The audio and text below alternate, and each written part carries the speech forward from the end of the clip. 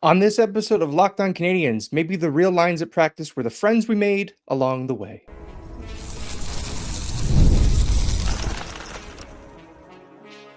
You're Locked On Canadiens, your daily podcast on the Montreal Canadiens, part of the Locked On Podcast Network, your team every day. Hello and welcome to episode 1191 of Locked On Canadiens. Thank you for making us your first listen of the day and for subscribing wherever you get your podcast. Doing that supports the show and ensures you don't miss an episode. Today's episode is brought to you by FanDuel. You can start the season with a big return on FanDuel. New customers can place a $5 bet and get started with $150 in bonus bets if you win your first $5 bet. Visit FanDuel.com to get started. My name is Ian Boisvert, also known as @Maybe It's Ian, and I'm joined as I always am by the active stick, Laura Saba. Laura, it was an off day for the Canadiens that was really anything but. How are you feeling at the end of it? Yeah, there's just a lot of information. It feels like too much information at some point, which I know we're going to get into, but let's talk about it. Yeah, we'll start with the shakeups at practice. We have just about every kind of roster news you can imagine came out of one practice, except for a trade, but we might be headed there soon anyway. Rumour Round-Up makes a return. We will talk about why Kyle Dubas has been hanging out in Montreal so much lately. And then we head into our weekly forecast where Montreal has a busy schedule, two sets of back-to-backs. 3 of those games are rematches, so I have named it Rematch Week. And we'll get into all that in today's episode, so thanks for tuning in. But we have to start with the shakeup at practice. It felt like we were drinking from a fire hose this morning by all the news that we were getting. It seemingly started with the news that Joshua Roy had been called up from the Laval Rocket. He's been off to a great start in Laval, statistically speaking. Laval is off to a great start. We're going to have some folks to come on soon and explain to us why the Laval Rocket are suddenly one of the better teams in the American Hockey League. But Joshua Roy gets called up, something that, he had a bad training camp. He went down. I think he took that on the chin and has improved. What do you make of this call-up? Is this call-up a Canadians rewarding Joshua Roy, or is this call-up a save us Joshua Roy? Which one of these are this? I think it's the second one. I do too. I think they were going to call someone up, right? Like, I think they need to shake things up. They were going to call someone up. I believe Raphael Harvey-Pinard is like his conditioning stint is extended with permission from the league. So Joshua Roy obviously is the most logical choice. I do think that he did earn it. It's not that it's undeserved, Sure. but I do think there's an element of we need to do something, and that something is a call up. I'm not against it in any way. I fully agree with this decision. I think it's good for him. It's good for the team. I'm interested to see what happens. And also they sent Lucas Condotta back because obviously, thanks Lucas. He did fine. Yeah, he was a perfect fourth line center on a team like the Montreal Canadiens, right? Like I find that at the end of this, the guy that I'm feeling the worst for is Lucas Condotta. Like, out of all of the news that we got to today, and we'll get to more of it when we talk about the line combinations and what the Canadiens are probably going to roll out with against Utah on Tuesday. But I kind of felt really bad for Lucas Condotta, who came up, did everything he was asked to, performed really well for what he was expected to do. And then it's all right, you got to go back to Laval because we're having an absolute tire fire right now. Yeah. Do you think he'll be back in Montreal this year, Lucas Condotta? Sure, because there's going to be injuries and they're going to need They're going to need bodies. But he's definitely a replacement level player, but he did really good. Yeah. It's nice to know that Montreal has a player like that waiting, right? They might not have a defenseman like that in waiting because the guy that they call up most of the time now is Logan Mailloux, who we know is kind of not ready for the NHL yet.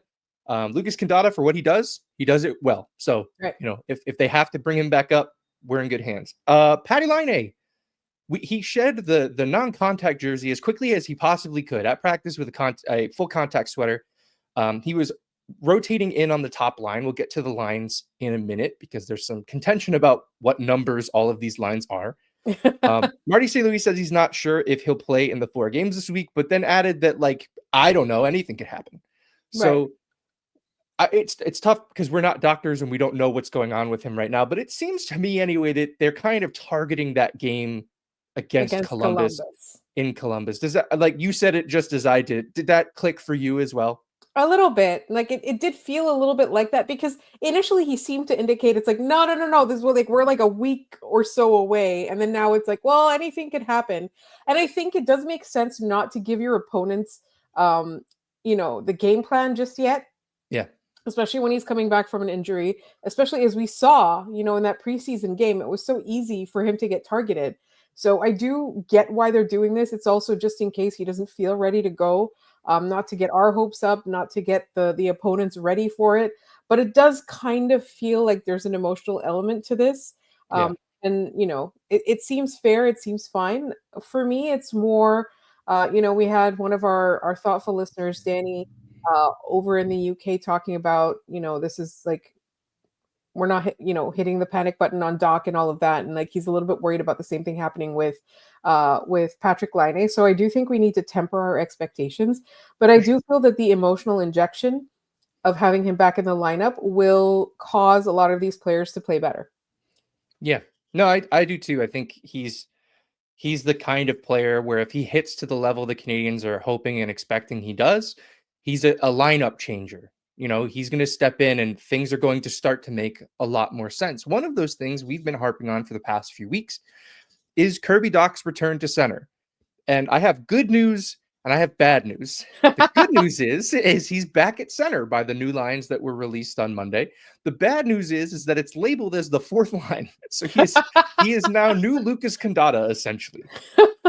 It seems like, again, I think I've mentioned this before, like it's just the monkey paw curling, right? Like we want him to play center. Okay, monkey paw curls. He's center, but he's playing with Yoel Armia and he's going to play 9 minutes a game, right? There was a lot made of that, the way that not only reporters were sending the lines out, but that the Canadians themselves, their practice update had Slafkovsky, Dach, and Armia listed as the fourth line. And everyone kind of looked at it and said, well, that's, it's not really the fourth line. And I was really confused by that because we don't do that any other time we read the lines. We see them in order. We go 1, 2, 3, 4. We don't give it a second thought. Right. Is this truly the fourth line? I don't think so. I think the fact that Slav is on it is a big clue there. I did think it was interesting. I do feel that it's probably just, we talked about how Slav is probably playing through something. Kirby Dach is not fully back. So I wonder if it's just, managing their time more than labeling it like the fourth line, like it's not a fourth line assignment. And that in an actual game situation, they would increase that line's assignment. Like this is, we've had them take therapy days. We've had them be questionable. We've had them play through some sort of injury or recovery or whatever. So for me, it's like, I think it's more just that's how they played, just because they're kind of trying to preserve their health as much as possible. I slightly take issue with the idea that we know for sure they're going to get more ice time in the game they play, even though it seems like they're starting on the fourth line. The reason I take issue with that is because we never assume the inverse. We have never seen Dach or Slafkovsky roll out in the top six and go, well, they're going to end up on the fourth line eventually. We've never done that, right? Like we've never made that leap. To make that leap now is to say that we think, I'm going to stay with Kirby Dach because Slafkovsky, we've seen proof of concept that he can be better than he is recently. With Kirby Dach, we are now expecting him to elevate his game in a bottom six role, also playing at center, the thing that they didn't have him do because he had no confidence. Now his confidence has to be as low as it can possibly be. So I find this whole exercise to be very interesting. I think that Marty is putting them on the fourth line as like shock therapy, to be honest. I think that he's putting them there to be like, look, I will do this to you if you guys don't play better. Like I think that's what he's doing here. I do think they'll start the game as the fourth line. I don't know. Again, they'll probably play the fourth line, but also still be on the first power play wave because none of this makes any sense. But I find that idea that, well, they're just going to play their way out of it and be on the top line again in no time, when, they would have to displace Alex Newhook and Cole Caulfield to get back onto the first line. Yeah. Which I just don't see happening because those guys are actually, playing somewhat well relative to the rest of their team. How do you think this ends this week with these line combinations? Do we start the week with the same line combos as we end it? No, I don't think so. Yeah. Absolutely not. I know we're going to talk about our weekly forecast a little bit later in the episode, but I don't think so. I think I think all of it hinges on the next game. Yep, for sure. And we'll get into that in our weekly forecast in our third segment. But we are first headed into one of our favorite segments, which is our Rumour Round-Up. And we have to talk about why the Pittsburgh Penguins are kicking tires potentially on Montreal Canadiens players. And we'll get into that in just a minute. This episode is brought to you by PrizePicks. PrizePicks is America's #1 daily fantasy sports app with over 5 million active members. PrizePicks is the easiest, most exciting way to play daily fantasy sports. All you do is pick more or less on 2 to 6 player stat projections and watch the winnings roll in. PrizePicks puts their members first, so all withdrawals are fast, safe, and secure. When my picks hit, I can get my money in as quick as 15 minutes. PrizePicks also invented the flex play, which means you can still cash out even if your lineup isn't perfect. You can double your money even if one of your picks doesn't hit. It's so fun and simple to use, you'll really enjoy playing. This week, with American Thanksgiving, comes a slate of NFL games and a unique contest from PrizePicks. Tyreek Hill only needs to receive half a receiving yard for the projection to hit. And if he picks up a yard and you're right on at least one more stat projection, you can win real cash. Download the PrizePicks app today and use code LOCKEDONNHL and get $50 off instantly when you play your first $5 lineup. That's code LOCKEDONNHL on PrizePicks to get $50 instantly when you play your first $5 lineup. You don't even need to win to receive the $50 bonus. It's guaranteed. PrizePicks, run your game. All right, we are back, Laura, and we are in Rumour Roundup, which means I need to change headwear. So we are switching to the Rumour Roundup hat. Some notes on the hat. I know the hat is too small, okay? I know that. I know that. It's kind of funnier that it's too small. I did get a big foam one, but the problem is like a Goldilocks issue because now it's too big and it doesn't fit in the frame. So, we are looking for our Mama Bear hat right now. We're looking for the medium, yeah. But I do like that you went out and got like this giant Turd Ferguson hat. I tried, man. I tried. Our listener Boondoggle, who's always given us suggestions, it was his idea. Boondoggle, I did try. That's showbiz, baby. Some stuff just doesn't work. Rumour Roundup. We have some rumors to get into for those who may be uninitiated. This is a segment where we review potential rumors around the league and we rate them on a scale of 0 to 5 yeehaws. It's a lot like Whose Line, though, because the scoring doesn't matter at all and we make it up as we go. But we rate it on realism and entertainment.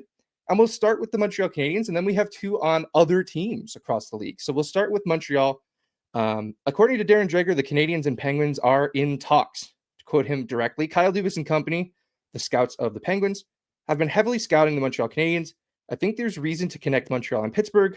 There's nothing close, there's nothing imminent, but the fact that the Canadiens are getting healthy, may be time to strike with Pittsburgh or someone else, and that time will come soon. Kyle Dubas has been in Montreal a lot recently, and I think the connection that I and a lot of folks made was, well, he's also on the Four Nations team for Canada. He's probably scouting Sam Montembeault, who plays almost exclusively home games. That seems to be the assignment that he's drawn.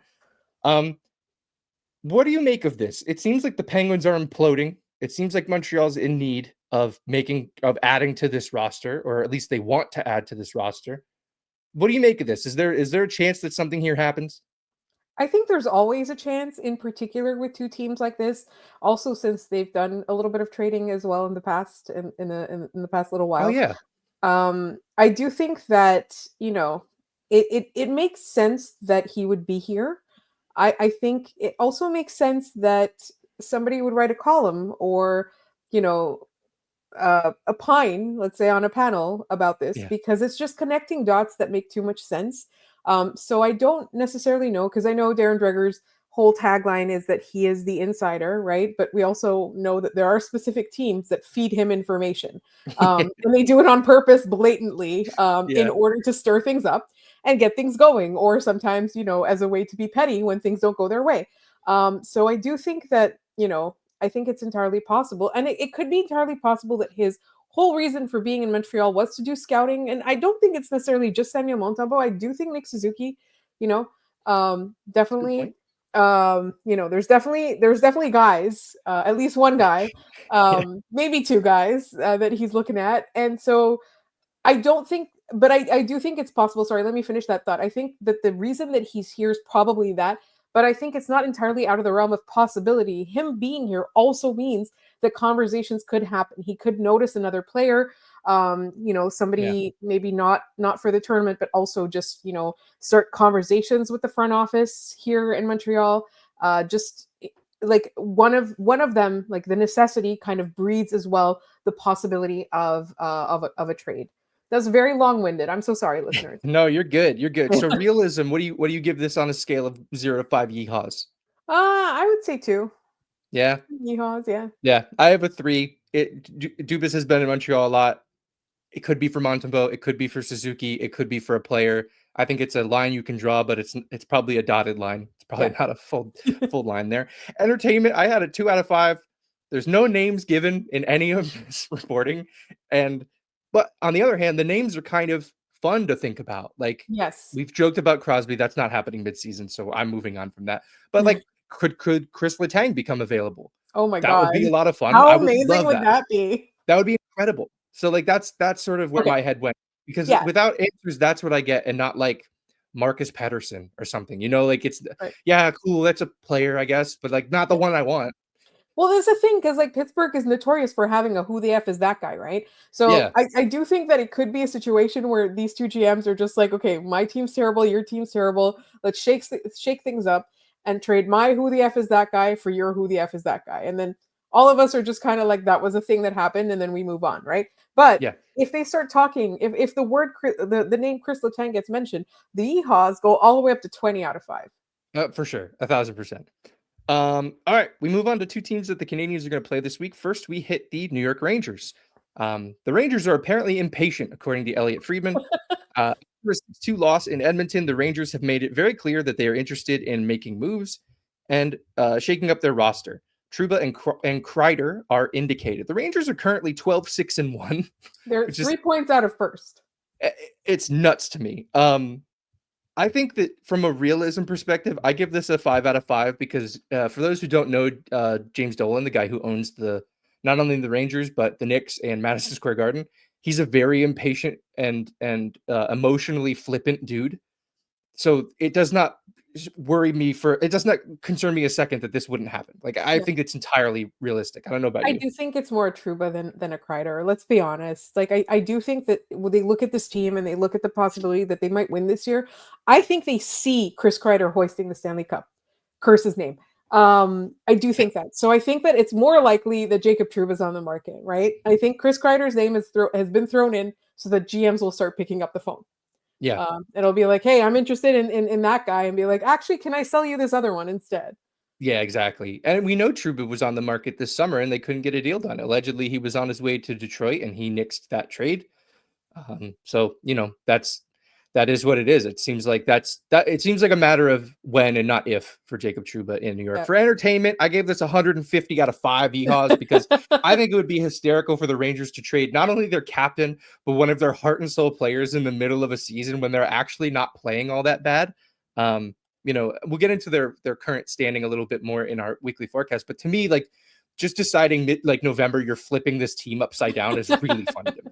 Especially when it's good. Like, that's the thing. Yeah. It's not like it's a promising team that has been, like tanking like Ottawa is. Like, it's literally like you're a team that's good and you're good in the standings. You are easily winning games. You lost a game to the Edmonton Oilers and now it's the end of the world. Like, yeah. Couldn't relate, by the way. Can't relate to doing that. Relate. All right, we move on. Boston is our last stop here, and it's also our last stop of the week. The Bruins are not done tinkering, according to Pierre LeBrun on TSN. Don Sweeney has been calling. What's that? Good, because they suck. Oh, yeah, fair. Don Sweeney has been calling around to gauge the market. If this team doesn't get out of this funk and doesn't find that new spark under their new coach, Joe Sacco, I think you will see an attempt to trigger this team with a trade. Realism, obviously, 5 out of 5. Like, I think that this is entirely realistic. However, I kind of feel like the Bruins are doing this backwards. Aren't you supposed to give your coach a trade before you fire him? Like, why did you do it this way? I don't know. But that's me anyway. That's just the way I'm thinking about it. I think it's like also all the coaches that have been fired lately, like the leash has been so short. Yeah. And particularly with the conversations we've been having in Montreal, like check out our last episode, people were really upset about. They were really upset. We didn't even take a stand. We analyzed it objectively and people are just so upset about it. But yes, so Comes with like the territory. in context, looking at like these other like really short leashes, and then like like there's a guy sitting at home for a year, but then some guy gets fired, and 2 games later he gets rehired. It's so funny how impatient everyone is, and so you kind of have the luxury in Montreal of actually thinking this through. Yeah. Yeah, agreed. And for entertainment, if I gave the Rangers 150 out of 5 EHAs, the Bruins get 151 out of 5. Watching that team be dismantled is very funny to me. They have no prospects. They have a couple draft picks. So if they're making changes, it's to the core of this team, which is very exciting to me to potentially watch the downfall of one of my biggest enemies. Pasternak to Seattle. I'm calling it. Yeah, and they're going to get Brady Tkachuk from Ottawa. Remember that. All right, that's going to do it for Rumour Roundup. I'm taking the cowboy hat off now. That character is gone. And we are headed into our third segment. We will break down the busy week ahead for the Montreal Canadiens, including their first ever matchup with the Utah Hockey Club. And we'll get into that in just a second. Get ready to tackle the NFL action with FanDuel, America's #1 sportsbook. Because right now, new customers can bet $5 and get $150 in bonus bets if you win. The FanDuel Sportsbook app gives you everything you need to place live bets on the NFL all in one place. So when you get a hunch in the middle of the game, you can check out the latest stats, view live play-by-play, and so much more on the same page where you place your bets. Just visit FanDuel.com to join today. You'll get started with $150 in bonus bets if you win that first $5 bet. That's FanDuel.com. Never waste a hunch and make every moment more with FanDuel, an official sportsbook partner of the NFL. All right, Laura, home stretch. I was thinking, since you have a hat for the Rumour Roundup, like for the number segments, you should get like a protractor or something. Yeah, maybe like one of those poker visors, like the like the ones that accountants used to wear. Like, yeah, maybe that's what I should do. I would just become a man of many hats on this show. I already have too many hats, but right, you've got the Line hat, you've got the like it's a character on the show. These are business expenses, Laura. My tax specialist will love to hear all this. All right, we're headed into our weekly forecast. We start on Tuesday with the last of their current homestand against the Utah Hockey Club. Utah is 8-10-3 for 19 points, 5th in the Central and 24th in the NHL. It's the first ever matchup between Montreal and Utah. Last season against Arizona, which we know are essentially the same thing, but the league has decided that Arizona still exists. They're just hibernating until someone builds a stadium out in Tucson or some nonsense. So we know that they're the same. The league treats them differently. We can be rational about this and use our heads. Last season against Arizona, Montreal went 1-1, a 3-2 loss and a 4-2 win. Jake Allen was in net for the loss, Sam Montembeault in net for the win. I will not give up the fact that everybody who was saying that Jake Allen was the right goalie to keep are still wrong. They're still wrong about it, and I won't let that go. Why is that still being litigated? You talked about it like 2.5 weeks ago. But it's not. But I want to hammer that home that I was right about something. I'm not right often, so it's I have to get my wins where I can get them. Gallagher, Armia, Evans, and Jordan Harris each had 2 points in those 2 games. Across those 2 games. The Habs' final record against Arizona, I thought to be very funny. 84 games played, 53, 22, and 9 ties. That is the 5th best record against any franchise for the Montreal Canadiens by points percentage. The only teams Montreal was better against were the Montreal Wanderers, who don't exist, the Cleveland Barons, who don't exist, the Hamilton Tigers, who don't exist, and the Vancouver Canucks. So there's only one. It's 4 teams that no longer exist, and then the Canucks. Yeah, it's hysterical. So that I just thought was a nice little tidbit. We could see the Coyotes come back eventually, but I'm starting to feel like that's less and less likely with each passing day and nobody talking about opening that expansion window for them, but that's a different story entirely. Clayton Keller, 19 points in 21 games. Dylan Guenther, 18 points in 21 games. Goaltending story there is interesting. It seems like Connor Ingram was the starter at one point, but Karel Vejmelka has, I think, stolen that role. I talked about quality starts a few weeks ago when I was by myself. Karel Vejmelka in 8 starts, 6 of them are quality starts. Connor Ingram has 13 starts, and only 3 of them are quality starts. So they're not getting good starts out of Connor Ingram. I think Karel Vejmelka is the guy for this team because he's really, really good. Power play and penalty killer below league average. Laura, what are you watching for against Utah in our first viewing of them at the Bell Center? Honestly, I don't want to see more of the same, right? Like Utah's a team that's not great. It's not bottom dwelling this season, but it's not great. I do think that this is a team that the Canadiens should be able to put together a 60-minute effort against. That's it. Like right now, I'm talking in cliches, but all I want to see is effort from this team. I want to see a 60-minute effort from this team. Yeah. I mean, you talk about speaking in cliches. Every time I do my keys, there's one that is the golden cliche that will stay in there until they prove otherwise, which is protect the puck. Don't turn the puck over. The rest of these matchups are rematch matchups. So I have the turnover numbers for the Canadiens and all of them. I don't have any against Utah because they've literally never played this team before. But protect the puck. You give it away, you will lose. And snap out of it. Snap out of whatever you had against Vegas. We need to move on. The schedule doesn't stop. You need to pick up points moving forward. The rest of the Atlantic is so bad right now. Like there's the 3 teams who are going to make the playoffs at the top, and the rest of them are terrible. You need to start winning these games. It's not going to be, I don't think they get back in the mix, so to speak, but they can make up some ground on some of these teams who are really struggling right now. This is a game where if you want to do that, you need to win. Another one is the next day in Columbus, the second half of a back-to-back. Columbus is 9-9-2 for 20 points, 6th in the Metro, 21st in the NHL. So we're playing 2 teams who are hovering around the same spot in the standings. This is a rematch from November 16th, a 5-1 win for the Montreal Canadiens. Mike Matheson, Cole Caulfield, and Yoel Armia each had 2 points in that game.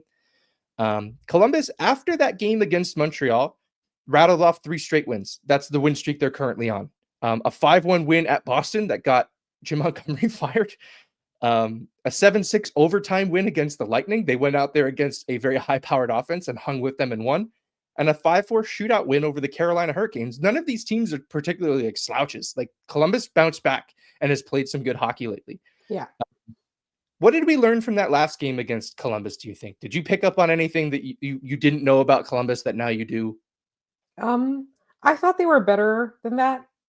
Just because I'd seen a couple games where they'd beaten some teams that really should not have beat.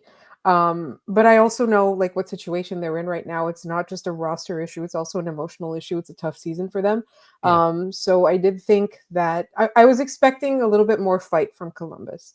But so for me, I think they're still, you can't take it lightly. I think it's so dangerous for a team. And that's, we talked about how immature this team is. That's a sign of immaturity. They cannot take this team lightly. Yep. No question there. And again, protect the puck. Last game, Montreal played them. They won 5-1. They only gave the puck over 7 times. Hey, look at that. You keep the puck, you win the game. It's crazy.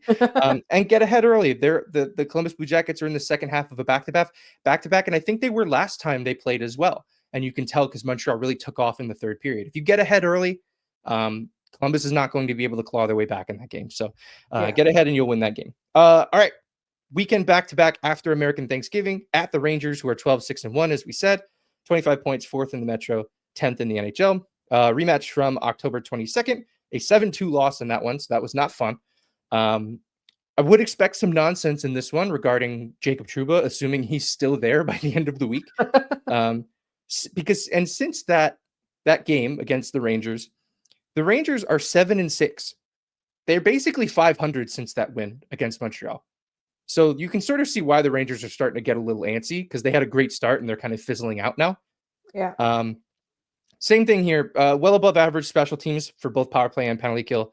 I have protect the puck and don't get caught up in the retribution battle. You will lose that battle. I think absolutely. Like you can't lose it. Yep. No, they need to keep Arbor-Xhekaj under control and the rest of the roster under control. All right, last one. We got to hustle through this one. In Boston, 10-9-3, 23 points. 3rd in the Atlantic. They're in a playoff spot despite all of the turmoil that is going on in Beantown. 17th in the NHL. So weak division keeps them in the playoffs. Their league standing is not particularly great. Rematch from October 10th, which is a 6-4 loss against Boston. Bruins have a terrible power play and an about average penalty kill. So I have this at protect the puck. 17 giveaways last time they played. Can't do that against Boston. And don't let them get off the mat. This is a team that's wounded. You need to keep them where they are. Yeah. Anything else you're watching for in that one? Honestly, don't die. Yeah. It's weird that we start the season with 2 games in Boston, but that's just the way the schedule shook out. Also, like really, I think Boston is a situation like this is an opportunity for the Canadiens to display and develop killer instinct. We talked a lot about how they lack it. This is a team that's in disarray. And this is a prime opportunity for the Canadiens to do something like that. Yeah, agreed. All right, we got to hit our trivia and then get out of here. Recap on yesterday's question, which came from Boondoggle. Second mention of the show for you, Boondoggle. I hope you're enjoying it. Name the player. He started in 05-06, ended in 15-16. They went from Washington to Colorado to Florida to Anaheim to Montreal to Chicago. Do you have a guess here, Laura? No, I didn't. And he even gave me another clue and I still couldn't get it because I didn't want to cheat. Like, that's the thing. Like, I could easily have cheated and I did not want to do that. So yeah, I don't know the answer. He is part of the, I believe anyway, part of the Kirby Dach trade tree. Thomas Fleischmann, who went over to Chicago. I think Montreal got Danault and the pick they used on Romanov. Romanov was then traded for Dach. So, yep, Thomas Fleischmann, Meat Man, was the answer to yesterday's question. Today's question, in honor of Montreal playing Utah for the first time, there are a total of 5 NHL players all time who were born in the state of Utah, but only one has won the Stanley Cup. Who is it? So 5 players all time from the state of Utah. Only one of them has won a Stanley Cup. Name that player. We'll pin you if you get it right in the YouTube comments, and we'll shout you out on the next episode of the show. But that's going to do it for us today on this episode of Locked On Canadiens. Thanks so much for tuning in and for making us your first listen and for subscribing wherever you listen to podcasts, especially here on YouTube. It helps us out, particularly with the algorithm here. For your second listen, find Locked On Fantasy Hockey. Become a fantasy hockey expert and get the edge over your league mates with daily tips from Steal and Flip. Find Locked On Fantasy Hockey on YouTube or wherever you listen to podcasts. We've made the jump to Blue Sky at Locked On Canadiens on Blue Sky. Laura's at The Active Stick. I'm at Maybe It's Ian. We are Locked On Canadiens at most places. Instagram, Gmail. You can email us your mailbag questions there, as well as TikTok. We're on TikTok now as well. So that's going to do it for today's episode. We will see you guys tomorrow.